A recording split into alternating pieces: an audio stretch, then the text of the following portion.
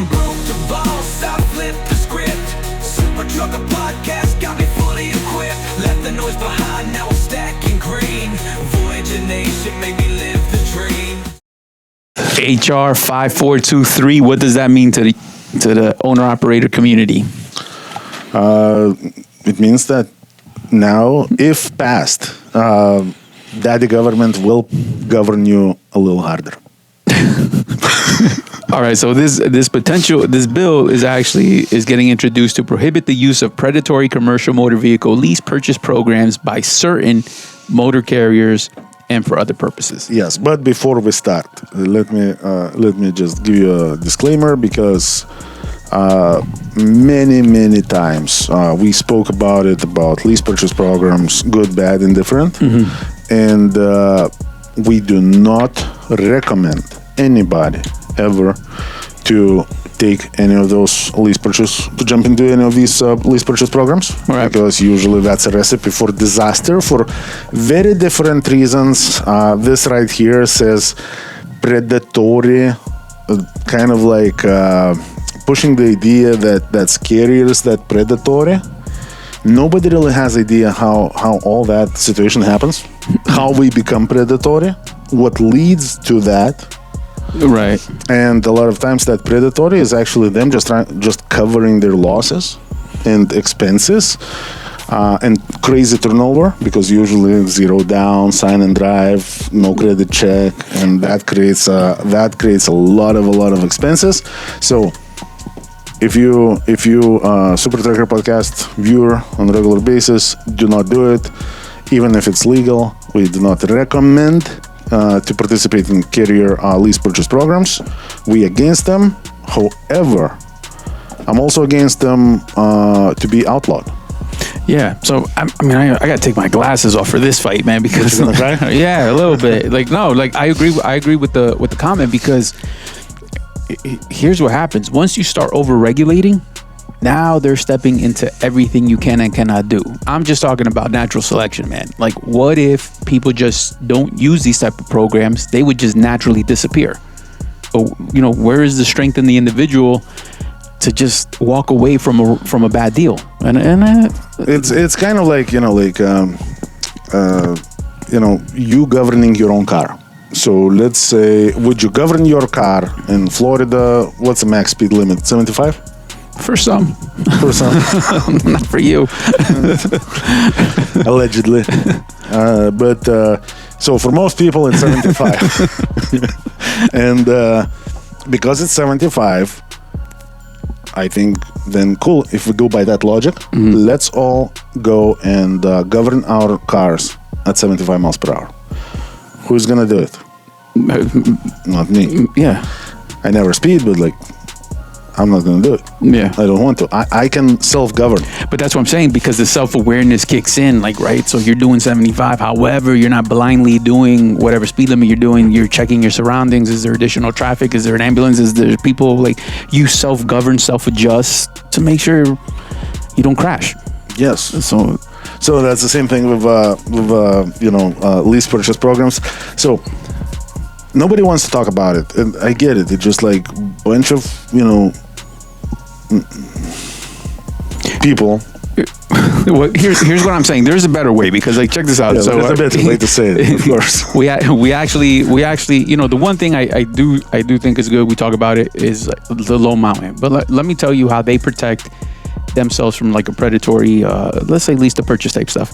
They're actually asking questions, and there's some people that actually get stumped on the business plan, right? And they're actually just asking basic questions like, what type of revenue are you going to be grossing? Where are you taking this truck? Who's paying for the plate? How much is it? Where are you getting it from? IFTA, permits, insurance, what does that look like? Or how much is that going to cost you on average per week, per month? And there's a lot of people that don't know the answers to these things. So when you don't know those answers, and if that was enough to scare you away, then you end up in a pool like this. Yes. But that in itself, they're not difficult questions. I truly feel, my people, you should definitely know the answers to those things.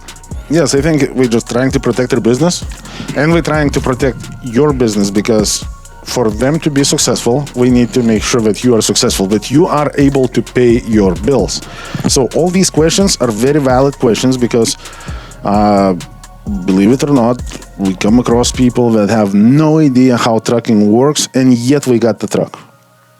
Yeah, correct. So there's nothing wrong with not knowing, because but for those who are getting to learn the business and you're asking the questions and you're learning, so there is that learning curve that naturally has to happen. But again, they're reserving the right to do that. Now, when these companies that we're talking about sign and drive, don't check credit, no down payment, $1,000, $1,200 a week and stuff like that. Why would you sign up for something like that? So I don't think I need a new dad to tell me, that I can't be doing this. I think it just should be obvious that I shouldn't be doing this. Yes. So I think, it's very important to do your homework, to understand the true cost of business, the true cost of truck. Most of those carriers offering lease purchase programs, we have a lot of expenses because the turnover rate there is insane. Most people want to jump on those programs because, for example, if Lone Mountain is asking for $3,500 to $5,500 down payment, right? Mm-hmm. The average customer for these carrier-based lease purchase programs wants to invest nothing. He wants a walk-away lease with zero down and no strings attached. Right. That's who gets into this. So now imagine this. The carrier, let's say, has 5 trucks that we're looking to lease put on the lease purchase program. Those 5 trucks are probably going to change, 20, 30 hands in a year. Yeah. Because people that are undecided, we do not know the business, we're not willing to work hard, we just want to try. But if this law goes through, what's it gonna do? It's gonna, let's say there is an individual who has shot credit. Like, you cannot get a bicycle at Walmart with that credit, right? Yeah. But let's say you are a veteran in business, you know what's up, maybe something bad happened to you, and now you kind of sitting here with short credit, no money down, maybe just got out of some corrections facility or whatnot, right? Mm-hmm. That's your opportunity. So you can actually go to that carrier. Yeah, their pricing is much higher, but that pricing is being dictated not by them. We're just putting all the bills piling up on that truck, the risk, on top of that truck. And now, so whatever that truck cost is, usually you can thank not the carrier for it, but everybody previously touching this truck. Right. Because that truck probably had to be recovered a couple of times from all over the United States. That truck has been tires, neglected a little bit, and so on. So, but now if you coming out of bad place, but you know yourself, you know you can hit, you have a work ethic. Now nobody is gonna give you a truck, but these people will. So if you have a work ethic and you can gamble on it, you go there, you sign up, no credit check. Yeah, you're gonna be paying more than. But you also know your situation. Normal thing, but you know your situation. So your options is this or nothing. So the people promoting this, and again, I don't give a flying fuck. I don't care. Mm-hmm. But I'm just saying, I wouldn't government my car, and I do not need no daddy government to tell me how to be safe. Right, yeah. I can keep myself safe. I can make a decision. I can say, okay, at Lone Mountain, it's going to be probably 3 years before I rebuild my credit. Plus, I'm going to need $5,000 down to even touch the truck. Mm-hmm. Or, because of my situation, I can go to this lease purchase carrier, sign and drive. Yes, I'm going to pay more, but zero down. I can jump in one right now, and I know I can hit. I know I can work hard, and I know I can outwork all the problems associated with that. So at that point, is that carrier really that evil? or that carrier is actually providing an opportunity to people that otherwise wouldn't have an opportunity, because if you have another opportunity, I never seen a carrier, pointing a gun at somebody and be like, yo, you jumping in this truck right now. Yeah, no. Even talking about the underdog and that diamond in the rough is exactly that, man. I have seen people become successful through some of these programs. It's not a lot compared to how many people fail, but it was a means to somebody who knew their exact situation. They knew what they were doing. They went and focused, and they knew it came at a price to get out of the situation. And regardless of the situation, it's always gonna come at the price, because let's say, okay, I used like the worst case scenario, somebody coming out of corrections facility and so on, right? No, shit happens to people. Somebody who just went through bankruptcy, Divorce, whatever. nobody is gonna give them a truck. So what? By passing this, you're limiting now somebody who just got a fresh start, already knows the game, and can outwork the challenges with their work ethic alone and knowledge. You telling them, fuck you, you cannot have it. Yeah, so look at that, man. We're like, that's what I'm saying. We're shooting ourselves in the foot with opportunities that, just don't touch it. If it ain't for you, you don't touch it. You don't need uncle, don't need daddy government to tell you cannot touch it. Like, I don't know if we can stress that enough. Yeah, and again, like, if you ask my personal opinion, don't touch it. But I'm not forcing you not touch it. I'm just telling you don't touch it. And you can do whatever you want to do. Yeah.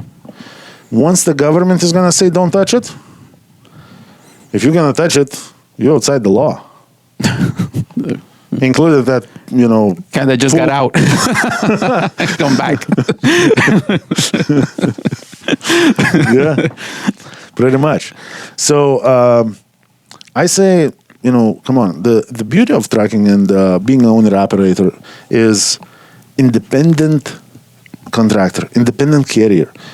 It's all about freedom, and it's all about you making your own choices. You calling your shots. And now start begging government to pass this bullshit HR 5423 Title 49 to prohibit opportunity. I get it. It's less than ideal opportunity, but it's better than nothing. Because your options is not your options. Like, to somebody, it's either this or nothing. Yeah, but I mean, I even take it to like, man, think about your first credit card. What was that interest rate? Super ideal? Yeah, it's a shit show. So here we go. And then eventually you become stronger, but that was a means to, like, to the next step. Like, because look, otherwise, let's put it this way. Then let's outlaw bad credit, bad loans. Because, for example, if you just went through bankruptcy, let's just say, right? And now this is already illegal. Then if you're going to go and try to buy a truck, let's say you're going to scrape $10,000 or $25,000 at that point, because your credit will call for probably 50% down. So you're going to scrape $25,000. Your interest is going to be probably the maximum allowed by the law, which is very high. And you're sitting right there. yeah. But at a much higher upfront cost. So I say, recognize the evil when it's truly evil. But at the same time, if you have an opportunity and you going for one of those carrier lease purchase programs, don't do it, because it's a bad idea. You're going to pay way more than it's worth. You're probably going to get less than perfect truck. And you're probably going to be tied up in a situation that you may not want to be tied up. Because I actually seen a carrier that was leasing trucks to the owner-operators. Right. And some poor souls paid off those trucks when the carrier was already out of business. And then the titles are gone, and good luck grabbing them. And the title's not just gone.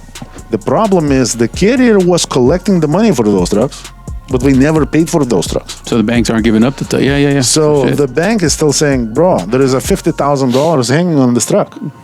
So if you want this truck, you got to pay me $50,000. Cash or credit. And I get it. I'm talking about probably criminal issue, right? I'm pretty sure. Yeah. But that's probably fraud. So that's illegal already. Yeah. But here we go. Somebody ended up in that situation. So I say there are some bad people, some good people. There are, to somebody, that's an opportunity. To somebody else, that's a cemetery. Yeah, you gotta know that this comes at that price, and you gotta be willing to pay the price. You just gotta be honest with yourself and what exactly this is. Yeah, or if you're supporting this HR 5423 Title 49, I want to see you govern your car too. Yeah. Yeah, because that's what I'm saying. Keep all the standards even, and we'll see how we like it. So here we go, guys. Let us know in the comments. What do you think? Is this bullshit or is this a good thing? Let us know. All right. Be safe. Don't get into carrier lease purchase programs. But if you already have a truck, give us a call. 863-342-5171. We would never do lease purchase programs for any owner-operators, but we know where to send you. To get the good deal. To get a good deal. Not predatory in any way. Totally legal under HR 5423, Title 49. See you guys next time, man.